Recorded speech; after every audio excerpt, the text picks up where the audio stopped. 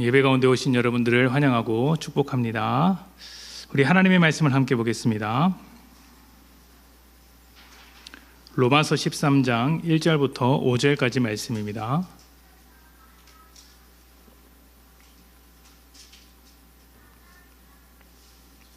로마서 13장 1절부터 5절까지 말씀.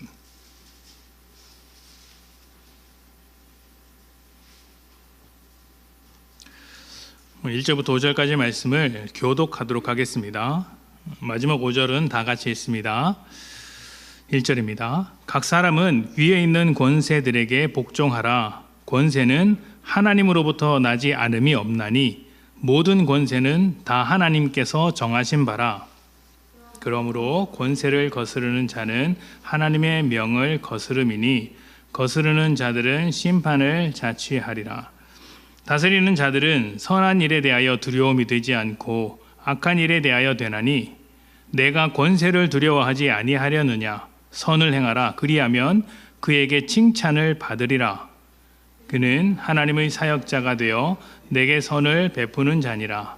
그러나 내가 악을 행하거든 두려워하라.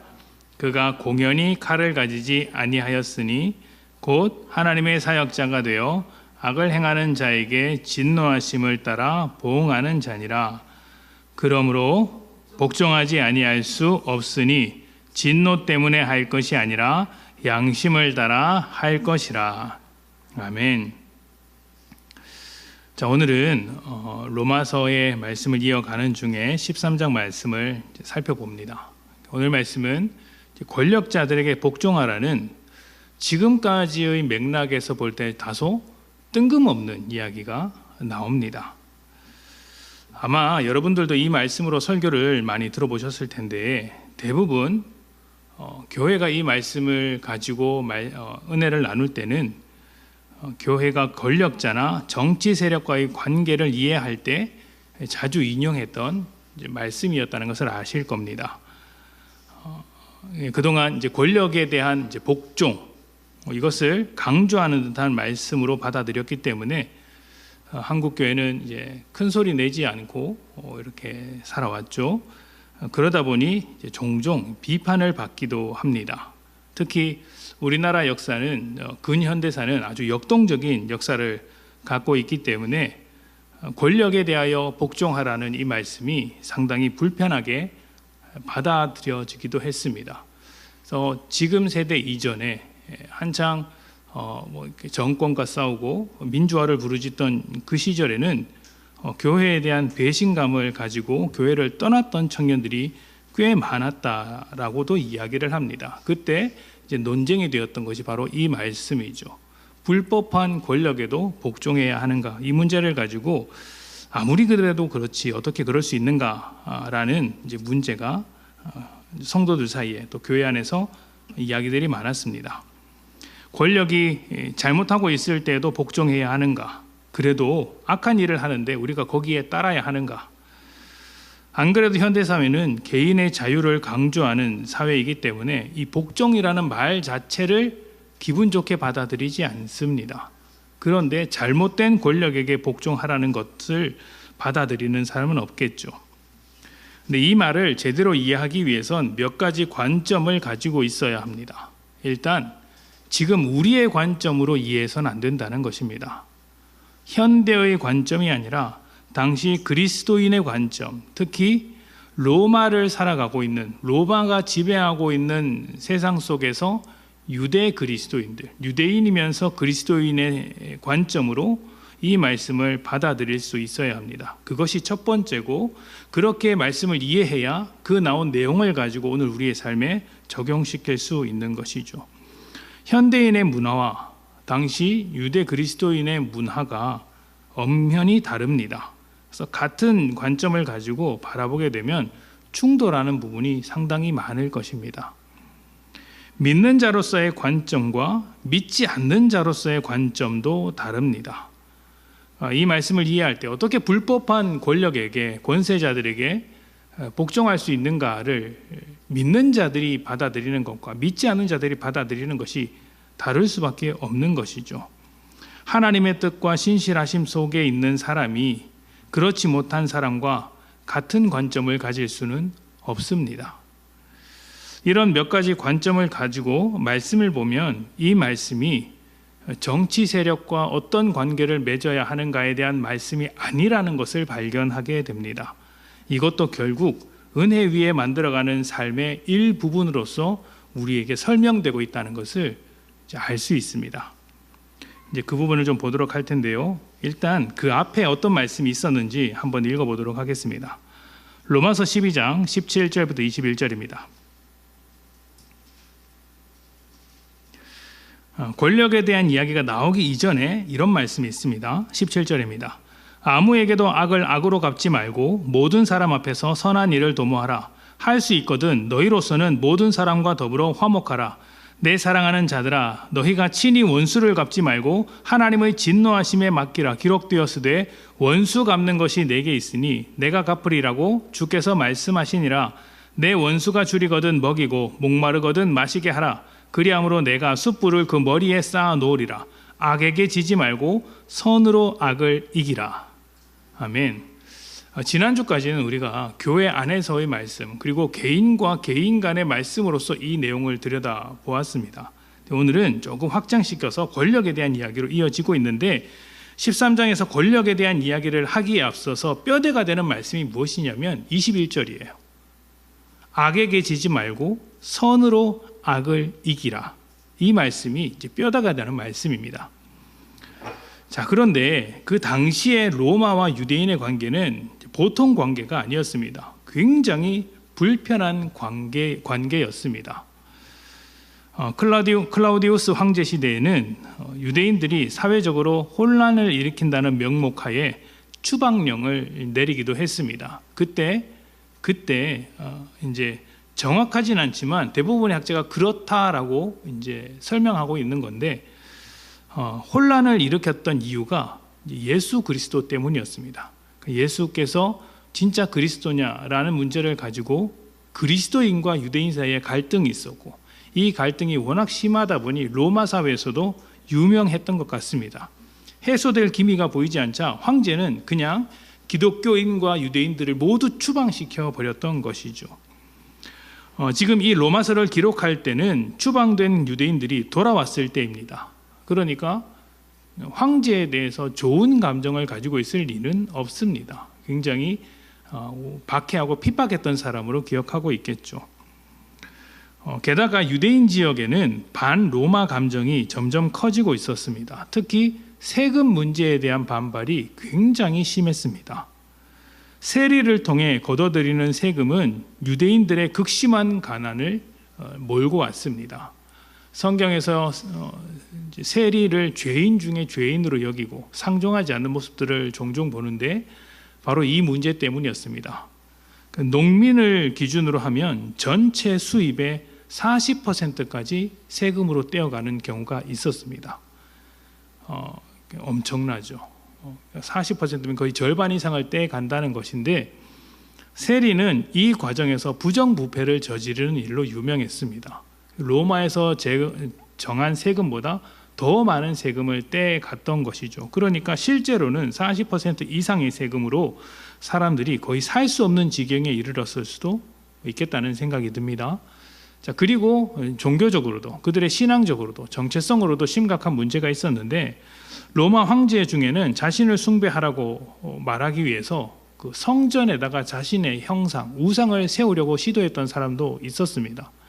굉장히 격렬하게 반대했기 때문에 하지는 못했지만 시시때때로 우상을 세우려고 했었고 그 우상 숭배가 문제가 되어서 나중에는 유대인에서 반란이 일어나고 전쟁이 일어나게 됩니다. 그리고 그 전쟁에서 승리한 로마가 성전을 다 무너뜨리는데 그때가 주후 70년입니다. 이스라엘 역사에 있어서 아주 중요한 사건이죠. 이런 일이 누적되고 있는 중에 로마서가 기록되었습니다. 그러니까 그 당시는 전쟁이 일어나기 몇 년 전 갈등이 점점 심화되고 있는 아주 고조되고 있는 상황이라고 할 수 있겠죠. 자, 그러면 지금 바울이 원수를 사랑하라는 메시지를 전했을 때 그 원수가 단순히 개인과 개인 간의 원수였겠습니까? 로마 사회에서 아주 극심한 갈등을 겪고 있는 사람들에게 이 편지를 썼다는 것은 로마 사회 전체를 향한 메시지일 수도 있겠죠. 그래서 권세자들에 대한 이야기가 붙어서 나오는 겁니다. 뜬금없는 이야기가 아니고 그 사회 속에서 그리스도인들이 겪고 있는 아주 현실적인 문제였기 때문입니다. 바울은 12장에서 세상의 풍조를 따르지 말고 세상의 원리를 따르지 말고 하나님의 뜻을 분별하라고 이야기를 했습니다. 그리스도인이라면 은혜 위에 삶을 만들어야 한다. 하나님께서 우리에게 은혜를 주셨고 그 은혜로 우리가 살았으니 우리는 그 은혜 위에 삶을 세워가야 한다라는 이야기를 했습니다. 그것이 원수를 사랑하는 것으로 이어졌고 선으로 악을 이기는 삶이라고 소개하고 있었습니다. 자, 그렇다면 13장에서 권세자들이 악한 일을 할 때 선으로 악을 이기는 것, 선으로 이기는 것은 무엇을 의미하는 것일까요? 이것이 오늘 말씀의 핵심입니다. 선으로 악을 이겨야 하는데 권세자들에 대하여 이기는 것은 어떤 것일까요? 악한 권세자들을 꺾고 원수와 같은 자들을 꺾고 선한 권세자들이 권력을 잡는 것이야말로 선으로 악을 이기는 것이다 라고 할 수 있을까요? 성경이 그것을 말하는 것일까요? 그래서 너희는 정치적인 세력을 구축하고 악한 권세자들에 대하여 저항하고 싸워서 승리를 쟁취하라. 그렇게 너희가 권력의 최정점에 서라 라고 하는 것이 과연 성경이 그 당시 그리스도인들 그리고 오늘날 우리들에게 요구하는 것일까요? 그것이 하나님의 정의라고 말할 수 있습니까? 그렇게 해야 되는 것 같은데 아니면 그런 말을 들어본 것 같은데 라는 생각이 들면서도 아닌 것 같기도 하고 그렇죠? 예. 오늘 말씀을 좀 잘 이해할 필요가 있습니다. 물론 이런 요구들 제가 방금 말씀드린 대로 저항하고 싸우고 승리를 쟁취하는 요구들이 필요할 때도 있습니다. 제가 로마서를 설명하면서 어떤 것을 강조드렸습니까? 우리는 법에 묶인 자들이 아니라는 말씀을 드렸습니다. 자유로운 자들이죠. 다만 그 자유를 어떻게 사용해야 합니까? 지혜롭게 하나님의 뜻을 따라서 지혜롭게 사용해야 합니다. 그래서 무엇이든지 할 수 있지만 아무 것이나 하지는 않는다. 우리는 우리에게 허락된 그 자유로 하나님의 지혜를 따라 선을 이루어가는 사람들이다. 그런데 이게 법이 아니라 자유다. 우리의 선택과 결정에 하나님이 맡기셨다라는 것이죠. 그래서 혁명과 투쟁을 할 수도 있으나 과연 그것이 선을 이루어가는 것인지 아니면 개인의 권력욕인지 하나님의 뜻을 분별하는 것인지 항상 점검해야 합니다. 하나님의 뜻이라는 결과와 그 결과를 이루어가는 과정을 합당하게 밟아 나가고 있는지를 점검하라는 것이죠. 하나님의 그 어떤 뜻을 하나님의 뜻이라는 결과를 이루기 위해서 그 과정도 하나님의 뜻이어야 합니다. 그런데 보통은 결과가 좋으면 과정은 아무래도 좋다는 식으로 말을 하기 쉽습니다. 많은 분들이 그렇게 이야기하죠. 그러면서 뭐라고 합니까? 과정을 지나치게 신경 쓰면 결과를 내지 못하기 때문에 그렇다라고 이야기를 합니다. 그런데 그렇게 해서 과정을 하나님의 뜻대로 이루어가지 않아서 만든 결과면 그건 과연 하나님께서 원하시는 결과이겠습니까? 하나님은 우리가 과정도 하나님의 뜻대로 밟아 나가기를 원하시고 결과도 하나님의 뜻 가운데 있기를 원하십니다. 그런데 그 하나님의 뜻 안에 있는 결과를 만들기 위해서 하나님의 뜻대로 살지 않는 과정을 밟아 나간다면 과연 그 사람은 하나님을 신뢰하면서 그 일을 하고 있는지를 생각해 봐야 되는 거예요. 하나님을 신뢰하는 자라면 그 과정과 결과가 내가 기대했던 것과 좀 다를지라도 하나님의 말씀대로 나아가는 게 필요하겠죠. 일단 바울은 권세자들을 이렇게 이야기를 합니다. 그들은 하나님께로부터 난 자들이다. 그 권세의 출처가 누구냐? 하나님이다. 하나님께서 그들을 권세자로 정했다. 권세자를 거스르는 것은 하나님의 명령을 거스르는 것과 같다. 권세자들은 하나님의 사역자다, 하나님의 일꾼이다, 이렇게까지 이야기를 했습니다. 이게 무슨 말이냐면 권세자들에게는 하나님께서 맡기신 역할이 있다는 거예요. 어떤 역할이 있을까요? 일단 권세자가 있으면 사회적으로 질서가 잡힙니다. 무정부 상태의 혼란을 막을 수 있죠. 만약 무정부 상태가 된다면 사회적인 혼란이 발생했을 때 책임을 물을 대상이 없습니다. 책임지고 그 일을 처리할 존재도 없습니다. 그래서 무정부 상태는 적어도 믿는 자들에게 좋은 상태는 아닙니다. 하나님께서는 이렇게 그 질서를 세우기 위해 권세자들을 이제 세웠다는 것이죠. 물론 잘하느냐 못하느냐의 문제도 있습니다. 그런데 그것은 권세자가 세워지고 다음의 문제라는 것입니다. 악한 권세자들을 통해 유지되는 질서가 과연 옳은 것이냐 하는 문제에 대하여는 어떻게 이해해야 될까요? 그래, 권세자가 질서를 잡는 역할을 한다는 것을 알겠어. 그런데 악한 권세자가 득세하면서 질서를 세우게 된다면 때로는 혼란이 일어나는 것보다 더 위험한 상황이 있을 수도 있는데 그때는 어떻게 해야 하는가라는 질문이 들게 되죠. 근데 우리는 이 점을 인정해야 합니다. 하나님은 악한 권세자들을 통해서도 질서가 유지되는 것을 허락하셨다는 것입니다. 이것이 바울의 입장입니다. 근데 여기서 오해하시면 안 돼요. 그게 잘하는 일이다, 이것은 아닙니다. 잘못하는 일이에요. 그런데 그 잘못된 일을 통해서도 하나님께서 질서를 세우시더라는 것입니다. 좀 다르게 설명하면 이런 것과 같습니다. 하나님의 뜻이 악한 자들의 통치 때문에 실패되지 않는다는 것이죠. 조금 더 바꿔서 말하면 그들은 죄를 짓지만 하나님은 그 죄를 역전시켜서 선을 이루어 가신다는 것입니다. 성경을 보면 이런 비슷한 예들이 꽤 많습니다. 가장 잘 알려진 것이 하박국 선지자의 이야기인데요. 이스라엘이 율법을 어기고 이제 나라가 망하기 직전일 때 하박국 선지자가 부름을 받습니다. 하박국 선지자가 이스라엘의 상태를 보니까 말도 안 되는 거예요. 율법도 무시하고 악인들이 득세하고 그 악인들이 의인을 둘러싸서 괴롭히고 있으며 재판장에서는 정의가 실현되지 않고 사회적으로 엉망이 되어버렸습니다. 하박국 선지자가 하나님께 호소합니다. 하나님, 이 사회를 이대로 내버려 두겠습니까? 심판해 주십시오. 이 사회를 다시 하나님의 뜻으로 바로 세워 주십시오 라고 이야기를 합니다. 하나님께서 대답을 하시죠. 내가 바벨론을 세워서 심판하겠다. 하박국이 깜짝 놀랍니다.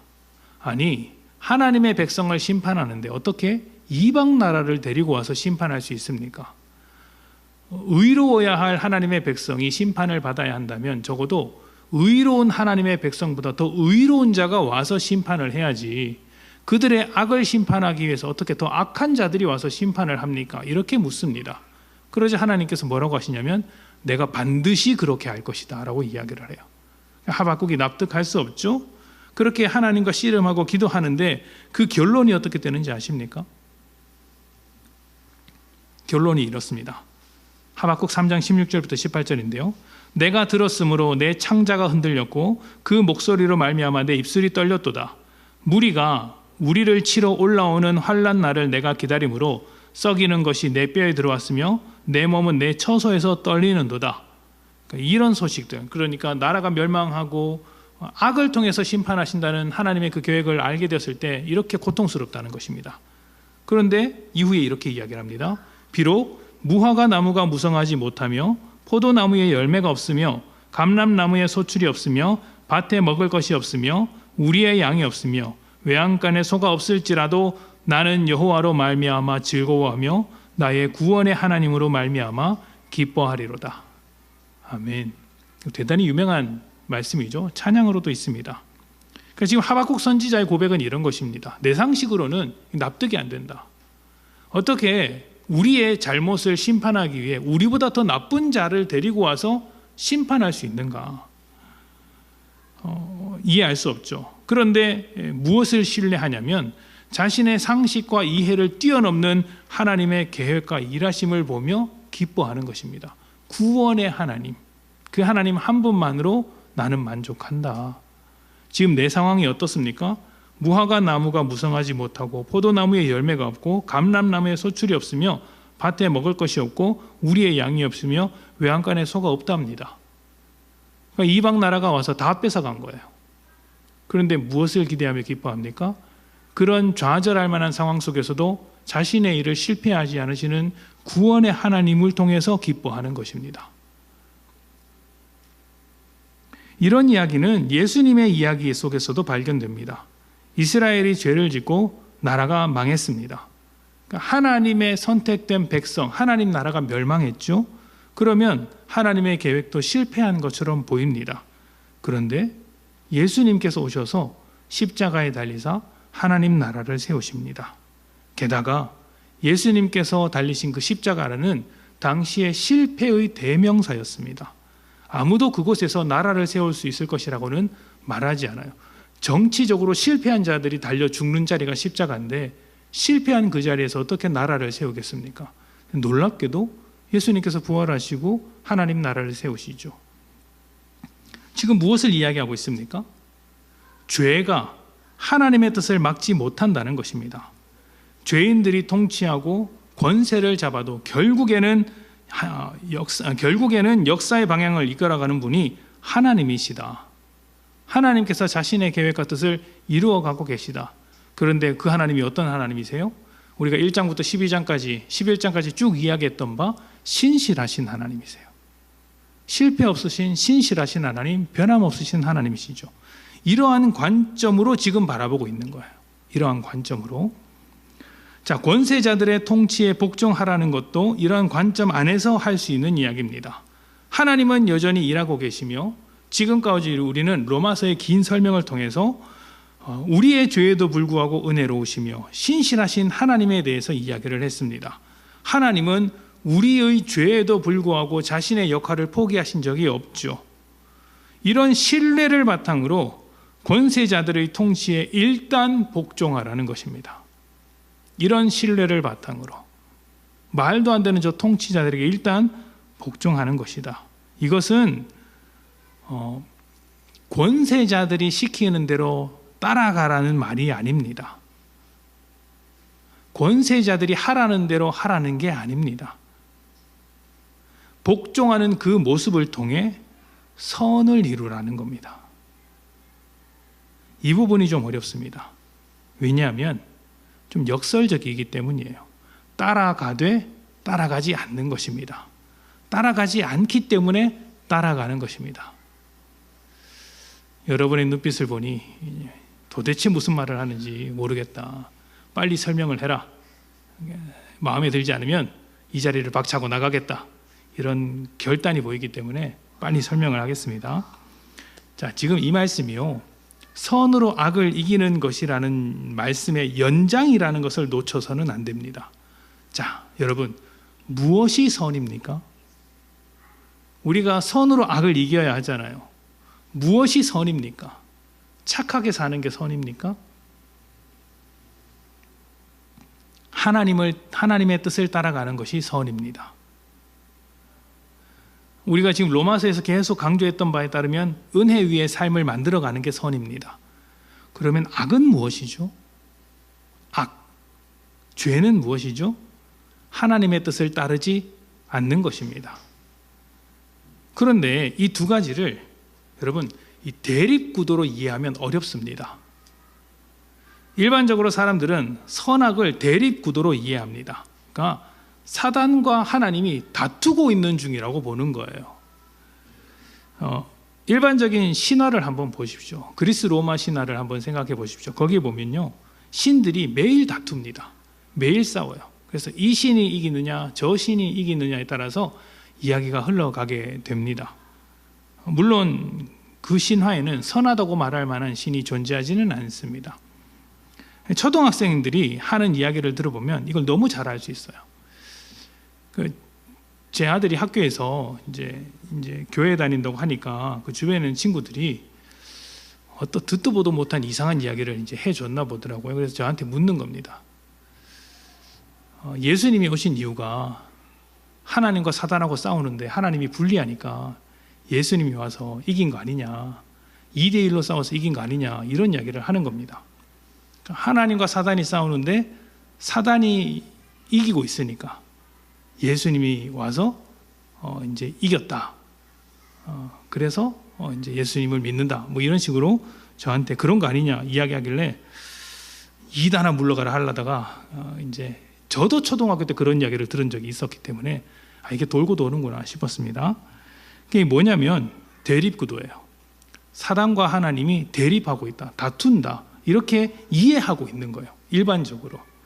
근데 이것은 초등학생뿐만 아니라 대부분의 문학 작품에서 그럽니다. 선악은 대립구도를 가지게 되죠. 선한 쪽과 악한 쪽이 다투는데 악한 쪽은 어떻습니까? 강력하고 거칠고 무섭고 그렇습니다. 반면 선한 쪽은 약하고 부드럽고 따뜻하게 나옵니다. 그래서 영화나 이런 문학 작품을 보면 악한 쪽이 굉장히 매력적이죠.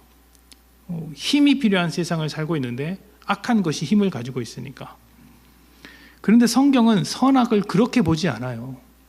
그렇게 보지 않아요. 하나님은 사탄과 경쟁하지 않습니다. 경쟁 상대가 안 되는 거예요. 선이 하나님께 속한 것이라면 악은 무엇입니까? 사단에게 속한 것입니까?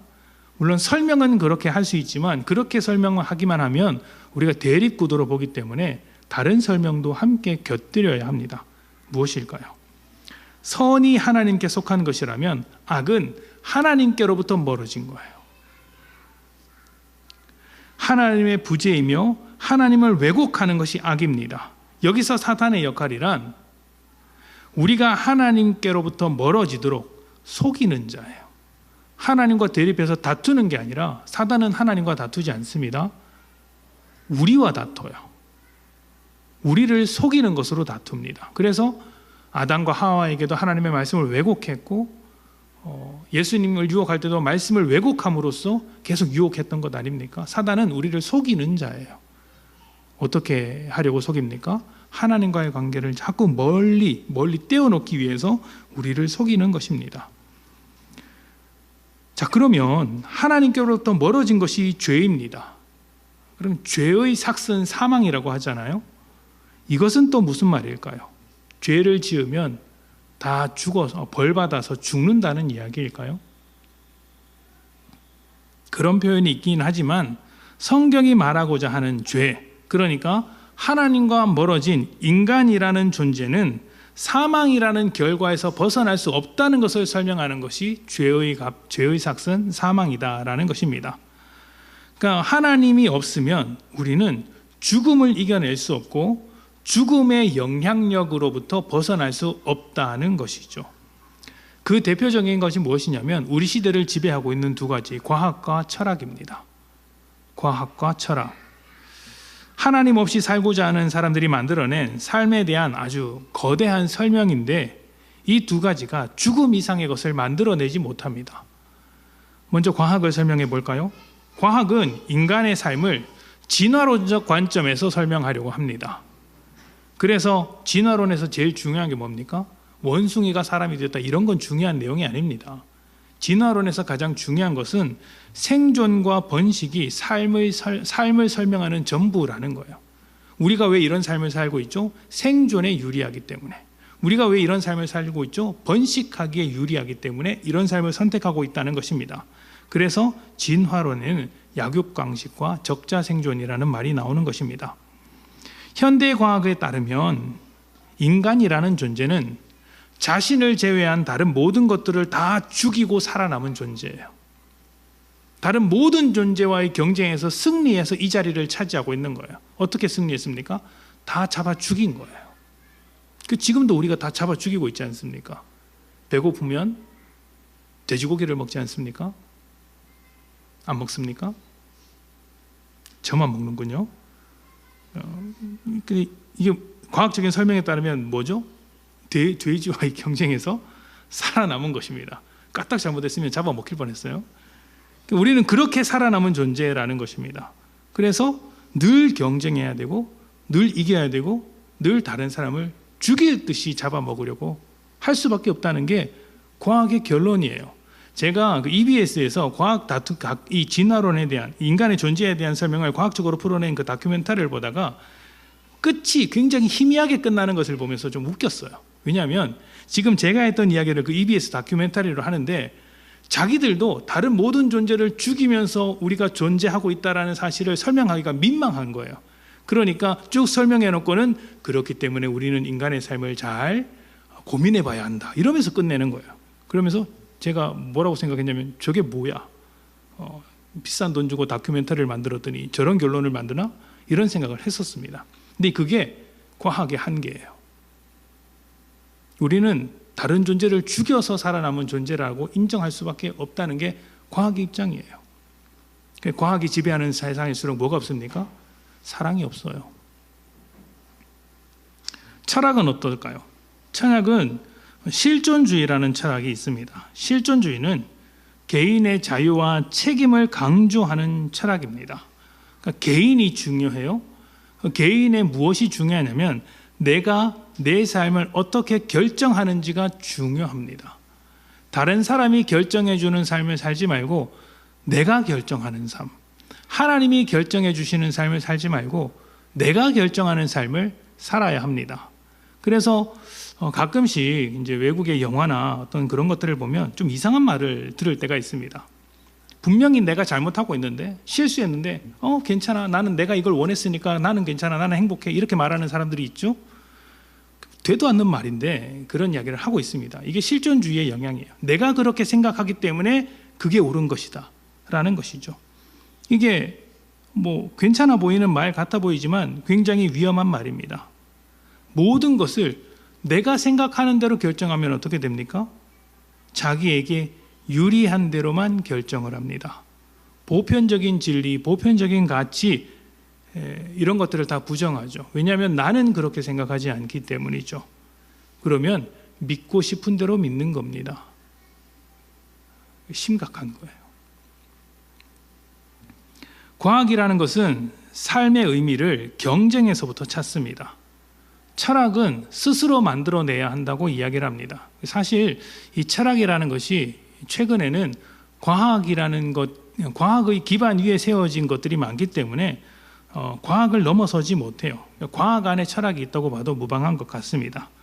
자, 한쪽은 경쟁에서 삶의 의미를 찾고 한쪽은 스스로에게서 삶의 의미를 찾습니다. 그렇다면 여러분, 자기 생각과 자기 판단, 자기가 중요하게 생각하는 그 가치에서 벗어난 그것보다 훨씬 더 초월하고 훌륭하고 고귀한 일들을 이루어낼 수 있을까요? 다시 설명해 드리면, 쉽게 말하면 손해볼 수 있을까요? 내가 경쟁에서 살아남아야 삶의 의미를 확보할 수 있는 세상에서 살고 있어요. 손해볼 수 있습니까? 이겨야 되는데 내가 스스로 옳다고 하는 것에서만 삶의 의미를 찾을 수 있다고 해봅시다. 손해볼 수 있습니까? 내가 볼 때 옳다고 해야 되는데 손해볼 수 있습니까? 손해볼 수 없어요. 나를 뛰어넘을 수 없어요. 종종 이렇게 이야기를 하는 사람도 있습니다. 미래를 위해 지금을 포기하자. 지금 당장 좋은 것을 포기하면 앞으로 더 좋은 결과를 얻을 수 있다. 이렇게 설명하는 사람도 있습니다. 그런데 불안하지 않습니까? 그렇게 포기했다가 나중에 좋은 것이 안 오면 어떻게 합니까? 그러면 그동안의 모든 손해들이, 그 노력들이 이제 아무것도 아닌 일이 되죠. 삶 자체가 허무해지는 것입니다. 내 삶이 허무하기 싫어서 오늘에 집착하게 되죠. 그게 지금 오늘 우리가 바라보고 있는 이 세상입니다. 아무도 손해보려고 하지 않습니다. 희생 없는 삶을 추구합니다. 사회만 그런 것이 아니라 가족도 그렇습니다. 그래서 요즘은 가족들끼리 계산기도 누리지 않습니까? 형제끼리, 부모와 자식 간끼리 또 그렇게 합니다. 이런 사회를 어떤 사회라고 하냐면 자기중심적인 사회라고 하는 거예요. 자기를 뛰어넘지 못하는 자기중심적인 사회. 그런데 죄의 특징이 무엇인지 아십니까? 자기중심성이에요.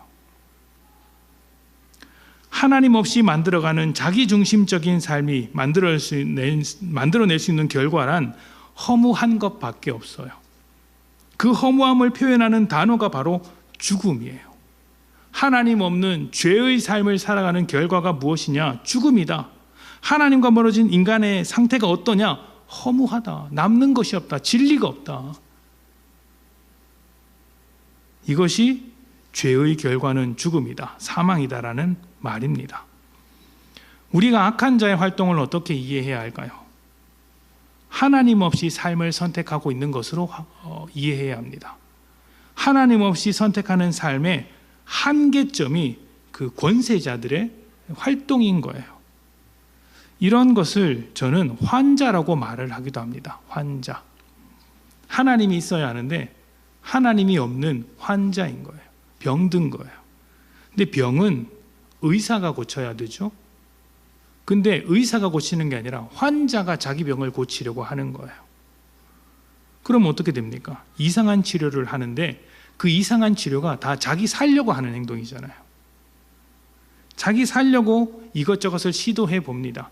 근데 의사가 보기에는 잘못된 것임에도 불구하고 그렇게 하더라는 것이죠. 죄가 그렇습니다.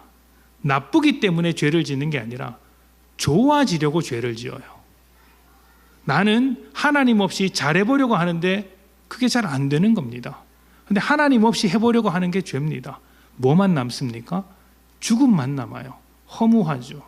그 허무함에서 벗어날 수 없기 때문에 자꾸 삶에 대하여, 오늘에 대하여 집착합니다. 하나님이 없으니 잘 해보려고 해도 자꾸 잘못된 방향으로 나아가는 것입니다. 자, 그러면 우리는 어떤 사람들입니까? 우리는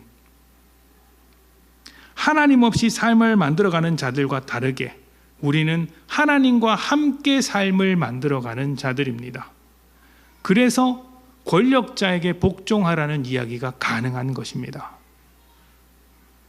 이것은 옳고 그름의 문제를 따지는 것이 아닙니다. 하나님 없이 살아가는 세상에서 하나님과 함께 살아가는 삶이 무엇이냐 하는 것입니다. 그 무엇일까요? 악한 자 앞에서도 선하게 살아가는 것입니다.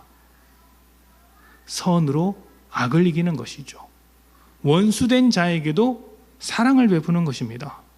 선으로 악을 이기는 것입니다. 자, 로마서 13장 5절부터 7절을 봅시다.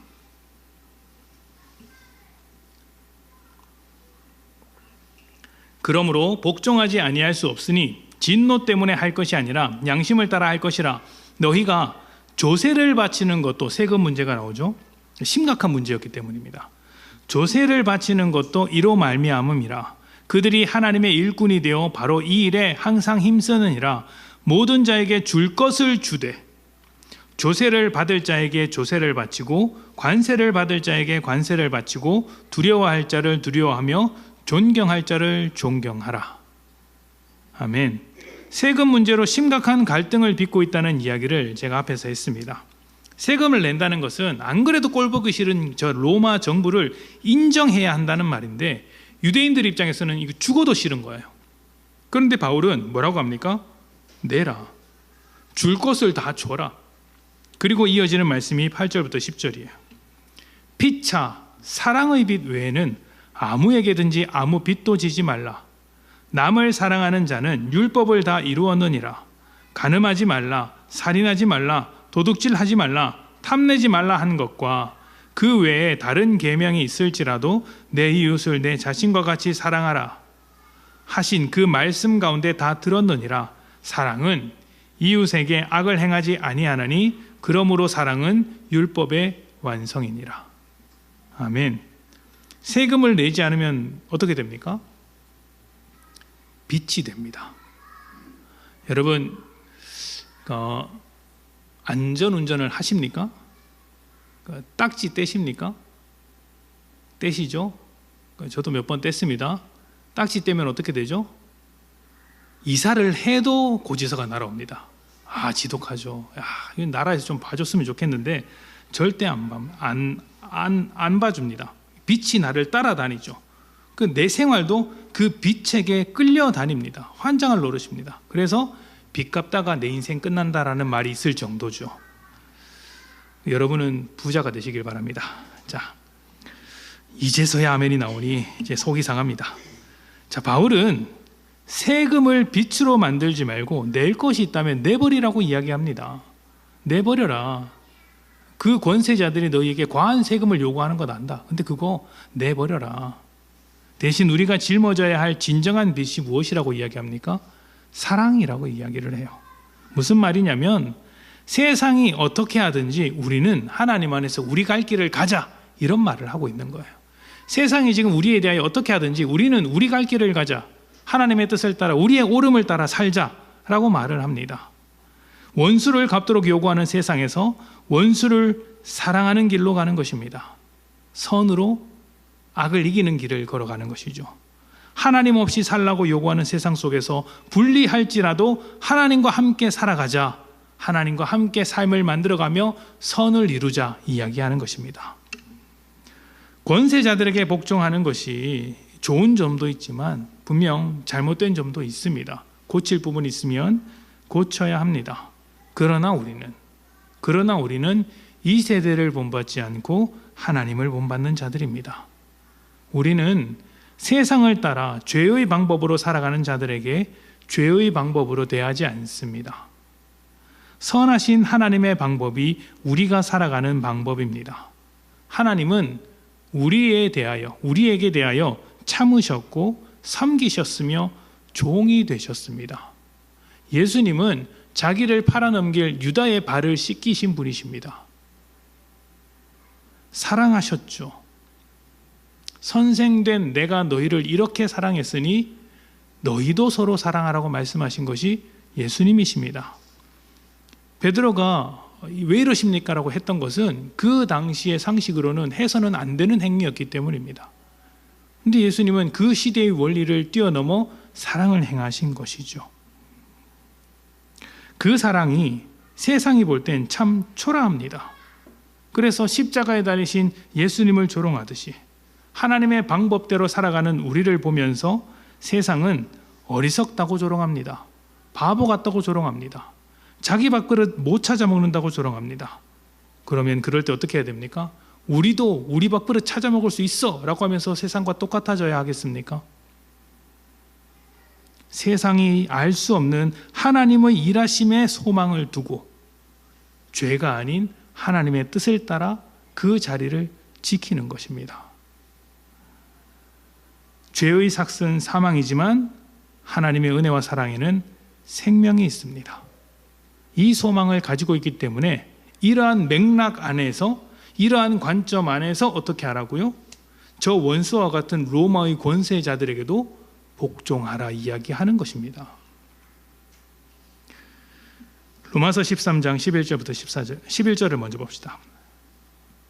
또한 너희가 이 시기를 알거니와 자다가 깰 때가 벌써 되었으니 이는 이제 우리의 구원이 처음 믿을 때보다 가까웠음이라. 무슨 말일까요? 성경이 좀 쉽게 말하지, 그죠? 이거 쉬운 말입니다. 이 시대는 끝이 난다 라는 말입니다. 종말이 온다. 시대는 죽음과 멸망을 피할 수 없다. 그러니 이 시대의 원리를 따라 죄의 삶을 살아가지 말아라. 너희도 죽음으로 들어가게 된다 라는 것이죠. 이것은 우리가 해야 할 일이 아니다. 이 죽음으로 향하는 세상 속에서 우리가 해야 할 일은 무엇일까요? 12절부터 14절입니다. 밤이 깊고 낮이 가까웠으니 그러므로 우리가 어둠의 일을 벗고 빛의 갑옷을 입자. 낮에와 같이 단정히 행하고 방탕하거나 술 취하지 말며 음란하거나 호색하지 말며 다투거나 시기하지 말고 오직 주 예수 그리스도로 옷 입고 정욕을 위하여 육신의 일을 도모하지 말라. 아멘. 우리 보고 뭐 하라고 합니까? 어둠의 일을 보고 빛의 갑옷을 입으라고 합니다. 예수라는 옷을 입고 육신을 도모하지 말라고 합니다. 세상을 따라가지 말고 하나님의 이 선하심을 악한 세상 속에서 이루어 가라는 것이죠. 이런 삶이 여러분 결코 쉽지 않습니다. 세금 낼 거 다 내는 삶이 쉽겠습니까? 어렵죠. 또 원수에게 굴복하고 순종하는 삶이 쉽겠습니까? 무시당하는 삶, 호구 잡히는 삶 속상하죠. 그러나 우리는 그럼에도 선한 길을 걸어가는 사람들이고 그 선한 길 속에 소망이 있습니다. 이 소망이 이 시대가 만들어내는 허무함을 이깁니다.